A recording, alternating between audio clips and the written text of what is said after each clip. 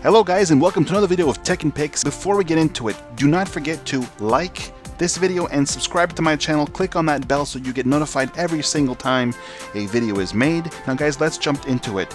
This video is a little bit different because a lot of my pictures I take with old lenses, manual lenses, and I hope that this first installment is for those of you who have always wondered but never dared to ask. And hopefully this will try and answer as many questions as possible. First things first. Why classic lenses? Well, it's real simple. Modern lenses are great and are made specifically for cameras today, but they lack many things. One of the main things that I found that they lack is character.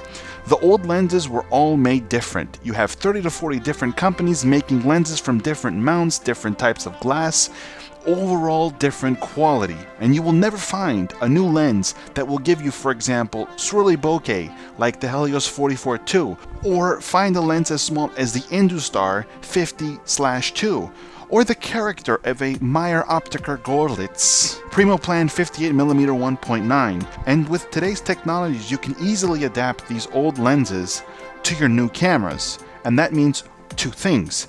First one, you will find super cheap lenses everywhere, and second thing, you will find out you cannot buy only one lens, and you will probably suffer from gear acquisition syndrome, so gas, which I suffer very badly from. So owning over 70 lenses myself from all different types of mounts, I really find myself buying more and more and using less and less. Basically because you'll get to a point where you have so many lenses, so many adapters and rings and mounts and choices that you'll probably always keep going to the same few. So I'm pretty much collecting them at this point. But one thing to keep in mind is that all of these lenses are not autofocus. Now you may be asking yourself, well, how can I go about using these lenses if they're not autofocus? This isn't even an issue because the camera that I use, and in this case it's a Sony a6000, has something called focus magnifying and focus peaking. This means you can focus and you can get all of the shots spot on with the focus all the time, and at least 98% of my shots are in focus. And trust me, once you get the hang of it, as time progresses, you will become faster at focusing manually, and trust me, it pays off and the quality will surprise you. Of the lenses, of course. So regarding the most common lens mounts, the ones that I find myself going back to all the time are Canon FD, Minolta FD, and the M42. Of course, you have many others like Olympus, Rolei, Tamron, etc. There are really too many to mention. But of course, you have companies that, like special exceptions, like for example the company Vivitar, that made all their lenses in different mounts, and the quality varied for each one because Vivitar, for example, didn't actually manufacture the lenses themselves, but they hired sub-companies like Tokina, Komine, Kino to produce lenses for them in different mounts. That's why all the quality were not the same. So it was a very big mixed bag. So I'm going to break it down and I'm going to describe pretty much the mounts that I use the most.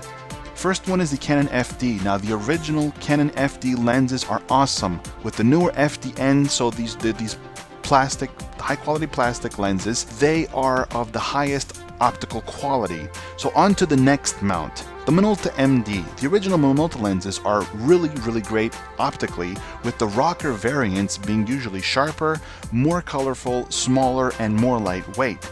The one main point that Minolta lenses had that others didn't was the colors. They became really famous basically for their rich color reproduction on film, and many of these lenses retain these qualities on digital cameras, and they are truly amazing.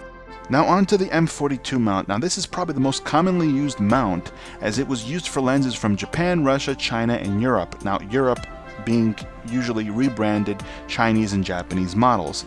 Now I found the Japanese lenses in the M42 mount, specifically the Tacumars, were probably the most consistent when it came to build quality and quality testing, and plus they're just beautiful lenses. They're real tiny, real sharp, and nice bokeh. The Russian lenses were usually built in the back of a metalwork factory somewhere in Russia, and the product quality is questionable on many models.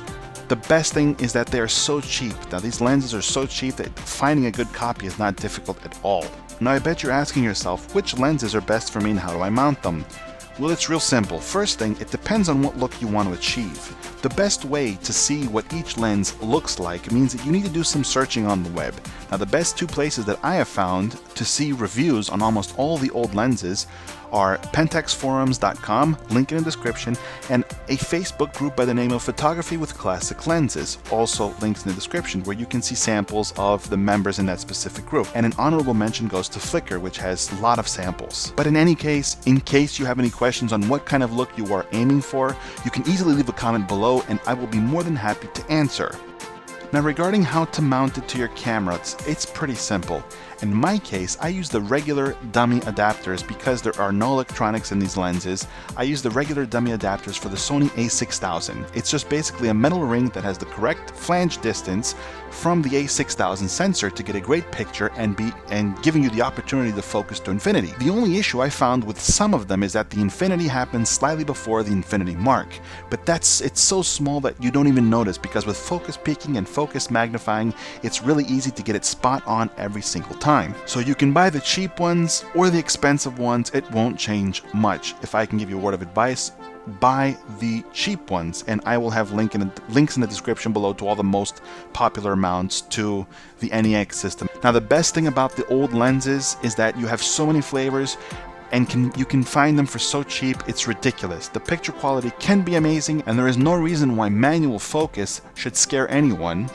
And one of the best things is that they can get really, really small, as the example before, the Super Tacumars. Now if I had to choose 5 lenses right now in terms of my personal preference, they would be: number 1, the Canon FDN 50mm 1.4, 2, the Minolta Roker PG 50mm 1.4, 3, the Super Multi-Coated Tacumar 55mm f2, 4, Super Multi-Coated Tacumar 35mm 2.8 or the 3.5 version, both great lenses and they are ridiculously small, or the Vivitar Close Focusing 135mm 2.8. And this last one, if you find this lens, buy it without even asking questions. The optical formula in this lens is so perfectly balanced. Now sometimes the world of manual focus lenses can be confusing, but there are so many forums out there and so many resources that it shouldn't even bother you. One thing that you will find is that once you start, you can't stop and it will consume you. Now the best place I found to buy them is eBay, and sometimes you find great prices, and with seller protection you don't even need to be worried about being scammed if the lenses are not as described. I've had probably one issue out of 100 transactions, and I've bought about 80% of my lenses on eBay, and really I can say nothing but great things about it. Now of course you have other places to get great deals, like your local flea markets, your local Craigslist ads, but if you go locally, then you have to know how to look through the lenses to make sure that you get great lenses that doesn't have any mold on the inside, that doesn't have any iris blades are working correctly, no oil on the blades and things like that. And just you need to know how to inspect the quality before you actually buy it. And another thing that's important is that in local meetups or flea markets or whatever, it's always best to bring an adapter with you so you can test them even better, because there are some mounts that you can't even test the iris unless you're able to unhinge a few hooks on the bottom mount. One great example is the Canon FD mount. You need an adapter to be able to test the iris. Now that is it for this video. I hope it was informative as possible, and I tried covering as many manual focus points regarding taking the first dive into the world of classic lenses. Now regarding buying them from sources, just to look through, I will post links below to eBay for each lens that I have listed in this video, and you can find them there. Just click on the link listed in the description below that goes directly to eBay. Now guys, thank you very much for watching. I will try to put together more points for a second edition of this video, because really the world is so vast. I will try to break down each and every single mount for each video and which lenses I think are the best, with video samples and picture samples and everything really you need to know. Guys, thank you very much for watching, and I will see you in the next video.